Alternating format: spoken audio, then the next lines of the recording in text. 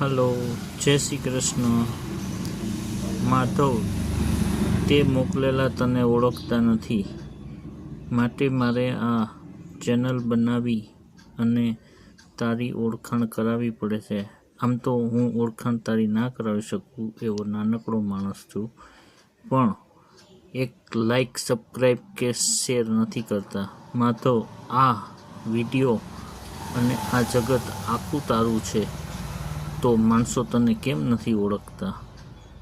એવી ક્યાં ભૂલ થઈ ગઈ છે માણસોની કે તેના લગી પહોંચવા માટે માધવ તારે આ મહેનત કરવી પડે છે?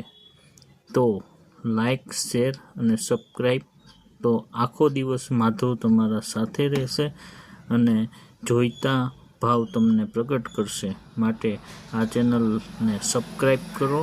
નવા વિડીયો આવશે અને માધવ તમને પ્રેરણા આપશે તમારી જિંદગીમાં કે કોઈ પણ ટાણે કટાણે કોઈ પણ છે કે નહીં, પણ માધવ તો છે જ.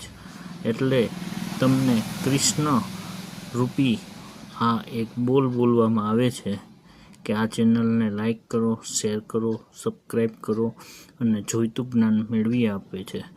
તો શું વાટ જોઈ રહ્યા છો? હવે માધવ તમારા ઘરે આવીને કહેવા આવે છે તો પણ તમે ઓળખી નથી શકતા, તો શું કરવું? આ ચેનલને એક દિવસમાં 10,000, 5,000 તો ભક્તો જોઈ શકે અને તેમનો લાભ લઈ શકે. તે માટે આ ચેનલ લાઈક કરો, શેર કરો, સબસ્ક્રાઈબ કરો ને આનેથી થતી તમામ આવક છે તે લોકો માટે જ વાપરવાની છે. તો આ શું ફીલ કરો છો તમે?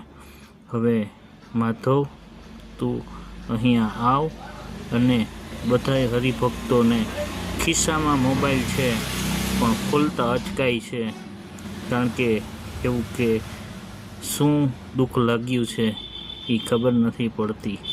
લક્ષ્મીજી તો માધવ તારા ભેગા રહે છે, તો ખિસ્સામાં મોબાઈલ છે તે ખોલતા શું વાર લાગે? આગળ પાછળ કંઈ બીજું ત્રીજું જોવું એના કરતાં હરિસત્સંગનો લાભ લ્યો. તો માધવ આપણો દરવાજે ઊભો રહેશે અને કહેશે કે હે વાલા ભક્તજનો, આખી જિંદગી તમે મારું નામ ભજ્યું છે, તો હવે આ દરબાર તમારો છે, મારો નથી. તો એવા ગુણ પ્રાપ્ત કરવા માટે અમારી ચેનલ લાઈક કરો, શેર કરો ને સબસ્ક્રાઈબ કરો. જો માધવ વગર આ સૃષ્ટિ ચાલતી નથી, તો તમારા વગર